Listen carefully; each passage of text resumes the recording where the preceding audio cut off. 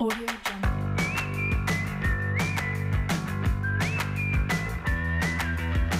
Assalamualaikum warahmatullahi wabarakatuh. Perkenalkan, nama saya Sarite Basariro dari kelas 1A, Prodi Akuntansi, Fakultas Ekonomika dan Bisnis. Nah, pada kesempatan kali ini saya akan mempresentasikan 3 pembahasan materi. Pembahasan yang pertama yaitu tentang konsep dasar matematika ekonomi, yang kedua tentang konsep dan teori himpunan, yang ketiga itu tentang fungsi linier. Nah, langsung saja kita masuk pada pembahasan yang pertama, yaitu konsep dasar matematika ekonomi. Nah, sebelumnya apa sih yang dimaksud dari matematika ekonomi? Nah, bisa dilihat dari sebelah sini. Matematika ekonomi merupakan salah satu terapan dari matematika murni. Oleh sebab itu, matematika murni dipelajari sebagai dasar untuk memahami matematika ekonomi. Nah, variabel-variabel yang biasanya digunakan pada matematika murni yaitu X, Y, dan Z. Sedangkan variabel-variabel yang digunakan dalam matematika ekonomi dan bisnis biasanya melambangkan suatu istilah ekonomi. Misal seperti P atau price yaitu harga, C atau cost yaitu biaya, Q atau quantity yaitu jumlah yang diminta atau yang ditawarkan, R atau revenue yaitu penerimaan. Mengapa kita perlu mempelajari matematika ekonomi? Karena ilmu dan bisnis adalah ilmu seni ekstanta. Terus dalam mempelajari matematika ekonomi perlu analisis biaya kuantitatif dan kuantitatif. Yang ketiga yaitu analisis kuantitatif menggunakan matematika. Terus matematika ekonomi sebagai dasar analisa ekonomi dan lain-lain. Model hubungan antara teori ekonomi, matematika, ekonomika, dan statistika. Nah, bisa dilihat bagannya ilmu atau teori. Kualitatif tidak memberikan nilai angka. Nah, misalnya jika harga naik maka permintaan akan turun. Nah, yang kedua ada ahli matematika, membuat rumusan teori dalam model matematika. Nah, seperti Q sama dengan F dalam kurung P atau Q sama dengan A dikurangi BP. Nah, yang ketiga ada ahli ekonometrika, membuat taksiran berapa nilai A dan B. Nah, dengan menggunakan analisa pasar. Yang keempat yaitu ahli statistika, seperti menyajikan data. Nah, contohnya seperti data untuk menaksir nilai koefisien variabel. Keuntungan belajar matematika, ekonomi, dan bisnis. Yang pertama, mengerti teori-teori matematika yang berkaitan dengan ekonomi. Yang kedua, dapat menggunakan teori matematika dalam permasalahan ekonomi. Yang ketiga, menghitung analisis kelayakan bisnis. Yang keempat, membuat ramalan bisnis. Yang kelima, membuat laporan bisnis dan lain-lainnya. Model ekonomi. Model ekonomi adalah penyederhanaan hubungan antara variabel-variabel ekonomi. Nah, model ekonomi ini biasanya berbentuk matematika dan bentuk non-matematika. Apabila model ekonomi ini berbentuk model matematika, maka akan terdiri atas satu atau sekumpulan persamaan. Persamaan-persamaan ini adalah yang pertama, ada variabel. Variabel adalah sesuatu yang nilainya dapat berubah-ubah. Misalnya seperti variabel harga, variabel biaya, variabel jumlah yang ditawarkan, variabel tingkat bunga, variabel investasi, dan lain-lainnya.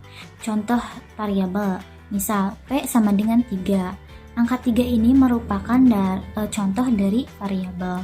Nah, kedua yaitu konstanta. Konstanta adalah bilangan nyata tunggal yang nilainya tidak berubah dalam suatu masalah tertentu. Contohnya dalam persamaan D sama dengan 2X plus 5. Maka angka 5 adalah contoh dari konstanta. Yang ketiga yaitu ada koefisien. Nah, koefisien adalah angka pengali terhadap variabelnya. Nah, contoh dari persamaan Y sama dengan 2X plus 5 yang menjadi koefisiennya yaitu adalah angka 2. 4. Parameter. Parameter adalah suatu nilai tertentu dalam suatu masalah tertentu. Mungkin akan menjadi nilai yang lain pada suatu masalah yang lainnya. Nah, biasanya parameter ini dilambangkan dengan awal abjad Yunani atau Arab. Misalnya seperti A, B, dan C.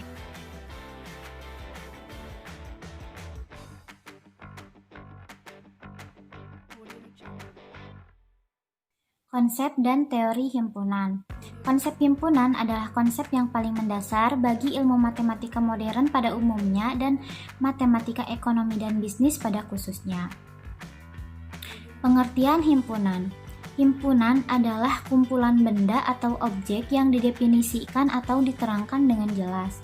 Maksud dari diterangkan dengan jelas adalah benda atau objeknya jelas, mana anggotanya dan bukan anggota dari himpunan itu. Nah, pada sebuah himpunan biasanya menggunakan huruf kapital seperti A, B, C, D, dan sampai dengan Z.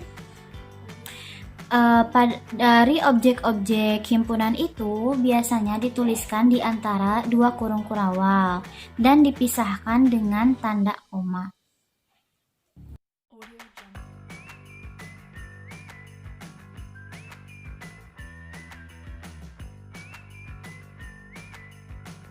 Himpunan kosong. Himpunan kosong adalah himpunan yang tidak memiliki anggota. Biasanya dilambangkan dengan dua kurung kurawal atau tanda sebagai berikut. Nah, contoh untuk himpunan kosong yaitu P sama dengan X, di mana X adalah orang yang tingginya lebih dari 5 meter. Pada saat ini tidak ada orang yang lebih tinggi dari 5 meter, maka contoh tersebut merupakan himpunan kosong. Himpunan lepas. Himpunan lepas adalah dua himpunan yang tidak memiliki anggota yang sama. Contohnya seperti anggota himpunan A yaitu 1, 2, 3, 4, dan 5. Anggota himpunan B 6, 7, 8, 9, 10. Nah, mari kita perhatikan dari kedua himpunan A dan B, adakah anggota yang sama? Nah, jika tidak ada yang sama, maka itu disebut dengan himpunan lepas. Himpunan tidak saling lepas. Himpunan tidak saling lepas adalah dua himpunan yang memiliki anggota yang sama. Misalkan, anggota himpunan A adalah 1, 2, 3, 4, 5, 6, 7, 8. Anggota himpunan B adalah 2, 4, 6, 8, 10, 12, 14, dan 16. Anggota himpunan A dan B dikatakan tidak saling lepas karena mempunyai anggota yang sama, yaitu 2, 4, 6, dan 8. Himpunan bagian. Himpunan bagian adalah jika himpunan A memiliki anggota yang sama dengan himpunan B, maka akan dilambangkan dengan A bagian dari B. Nah, contohnya himpunan S yaitu 0, 1, 2, 3, 4, 5, 6, 7, 8, 9, 10. Himpunan A 0, 1, 2, 3, 4, 5, 6, 7. Himpunan B 1, 2, 3, 4. Himpunan C 6, 7, 8, 9. Nah, mari kita perhatikan apakah himpunan B termasuk bagian dari himpunan A. Terus apakah himpunan C juga termasuk dari himpunan A? Nah, mari kita perhatikan himpunan B. Karena himpunan B merupakan anggota dari himpunan A, maka B bagian dari A. Himpunan C 8 dan 9 bukan anggota himpunan A, maka C bukan bagian dari A.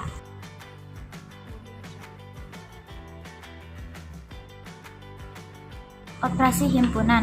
Operasi himpunan terbagi menjadi 3. Yang pertama ada irisan atau intersection, yang kedua ada gabungan atau union, yang ketiga ada komplement. Nah, mari kita bahas satu persatu.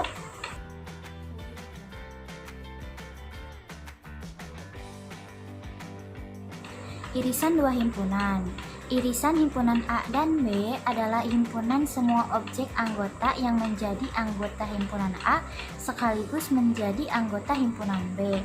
Nah, bisa kita lihat di sini ada P. P adalah himpunan dari A, B, C, D, E.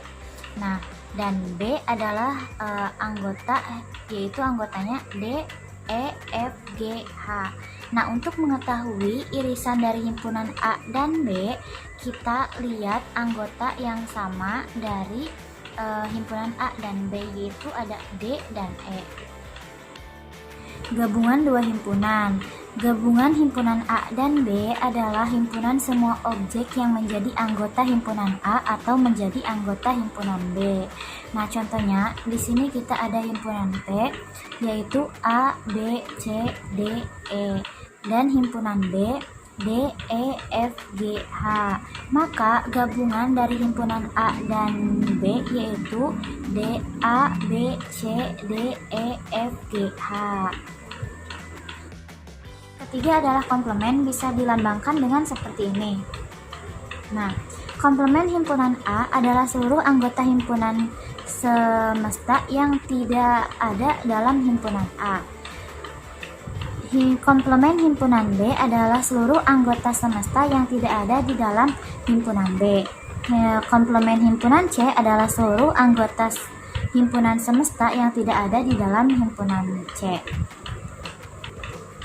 Contoh, apabila semesta mempunyai anggota himpunannya yaitu A, B, C, D, E, F, G, H, dan anggota himpunan A yaitu A, C, D, G, H, maka yang ditanyakan yaitu komplement A. Bisa dilihat di sini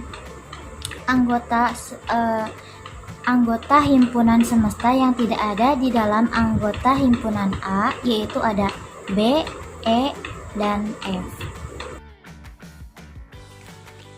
Di sini ada macam-macam diagram pen. Yang pertama ada diagram irisan, ada diagram gabungan, dan ada diagram komplement. Fungsi linier. Nah, kita akan membahas fungsi linier. Apa sih itu pengertian dari fungsi? Nah, fungsi merupakan suatu bentuk hubungan matematis yang menyatakan hubungan ketergantungan atau hubungan fungsional antara satu variabel dengan variabel lainnya. Nah, di sini juga ada pengertian dari suatu fungsi. Nah, suatu fungsi merupakan suatu hubungan di mana setiap elemen dari wilayah atau domainnya saling berhubungan dengan satu dan hanya satu elemen dari jangkauan atau range-nya. Sebuah fungsi dibentuk oleh beberapa unsur. Yang pertama ada variabel, yang kedua ada koefisien, yang ketiga ada konstanta. Nah, yang pertama yaitu variabel. Apa sih variabel? Variabel adalah sesuatu yang nilainya dapat berubah-ubah dalam suatu masalah tertentu. Yang kedua ada koefisien. Koefisien adalah bilangan atau angka yang terletak di depan suatu variabel dalam sebuah fungsi. Nah, yang ketiga itu ada konstanta.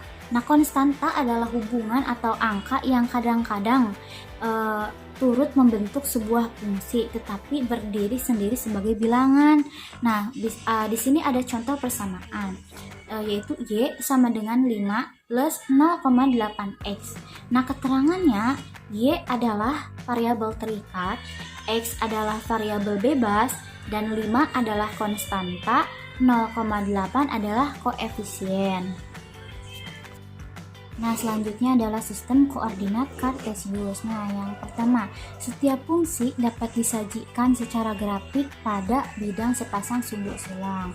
Nah, terus gambar dari sebuah fungsi dapat dihasilkan dengan cara menghitung koordinat titik-titik yang memenuhi persamaannya dan kemudian memindahkan pasangan titik-titik tersebut ke sistem sumbu silang. Nah, mari kita lihat di sini ada pemisalan persamaan, yaitu ada Y sama dengan 3 ditambah 2X. Nah, kita buat tabel seperti ini. Nah, di mana X dan Y, di mana X-nya itu 0, kita masukkan ke dalam rumus persamaan di atas ini. X-nya 0, maka Y-nya itu 3. Dari mana? Ya, mari kita hitung. Misal, kan di sini x-nya diganti dengan 0. Berarti 2 dikali 0 sama dengan 0. Ditambah 3 jadi 3. Nah, berarti kalau x-nya 0, maka y-nya itu adalah 3. Nah, kita ganti dengan angka 1 x-nya. 2 kali 1 yaitu 2, ditambah 3 hasilnya 5. Berarti x-nya 1, y-nya itu adalah 5. Begitupun selanjutnya. Nah, maka dari tabel tersebut dapat menghasilkan beberapa titik. Yang pertama yaitu 0,3, terus 1,5, 2,7, 3,9, 4,11. Nah, dari titik-titik ini dimasukin ke dalam diagram kartesius dalam sebuah garis. Bisa dilihat bagannya dimasukin titik-titiknya dengan seperti ini.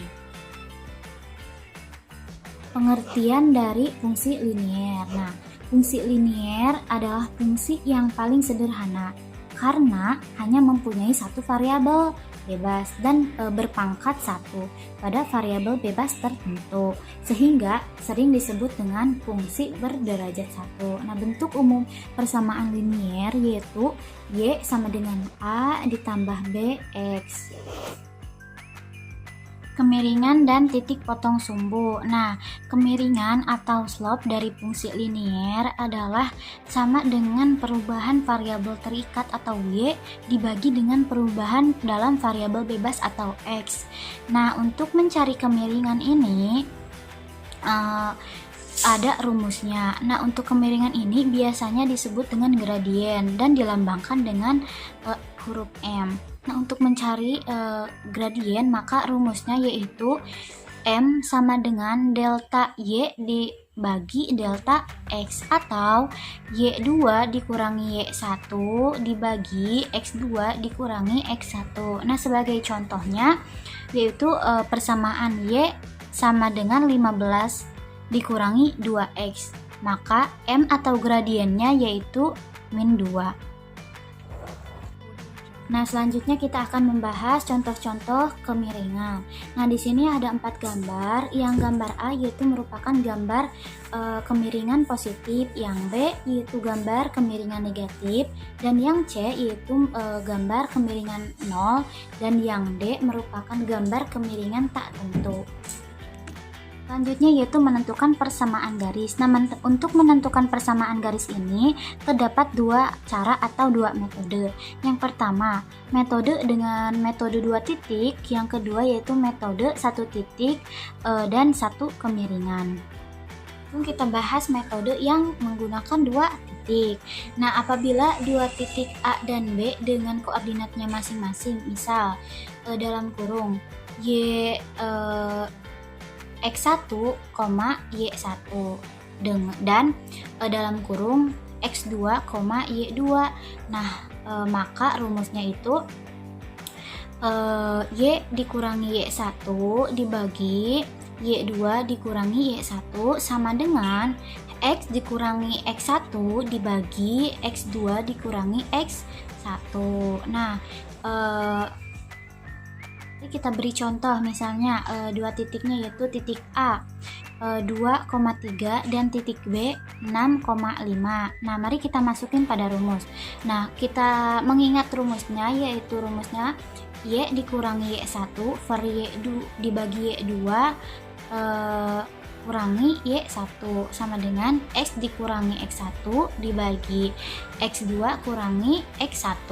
Nah, kita masukin Y berarti Y dikurangi 3 per 5 dikurangi 3 sama dengan X dikurangi 2 dibagi 6 dikurangi 2. Nah, maka Y kurangi 3 per 2 sama dengan X dikurangi 2 per 4. Nah, maka akan 4Y dikurangi 12 sama dengan 2X dikurangi 4. 4Y sama dengan 2X ditambah 12 dikurangi 4.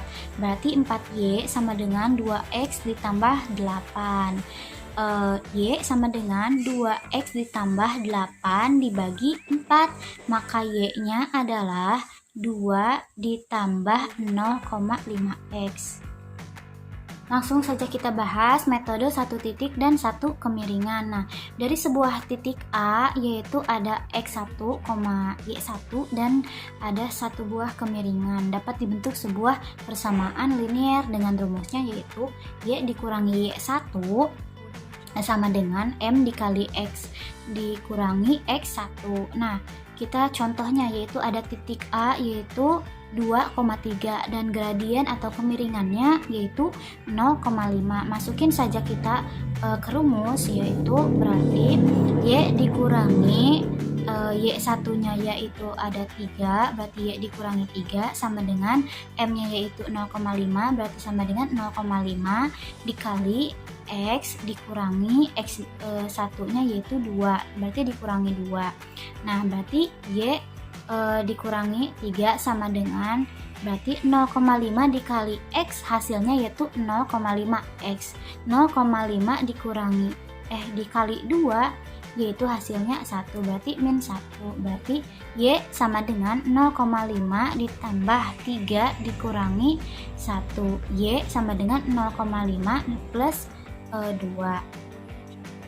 Nah, di sini ada macam-macam gambar hubungan dua garis lurus. Nah, yang pertama yaitu ada gambar berimpit. Nah, ini merupakan diagram kartesius yang berimpit.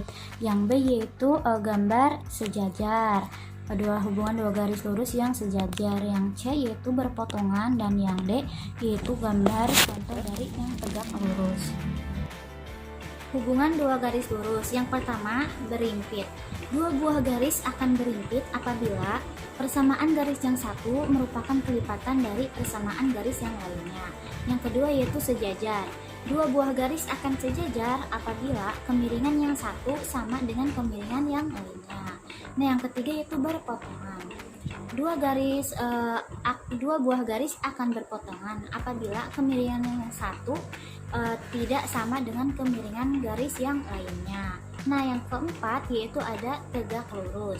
Dua buah garis akan saling tegak lurus apabila kemiringan garis yang satu merupakan kebalikan dari yang lain dengan tanda yang berlawanan. Sekian yang dapat saya sampaikan. Mohon maaf apabila banyak kekurangan kata. Wassalamualaikum warahmatullahi wabarakatuh.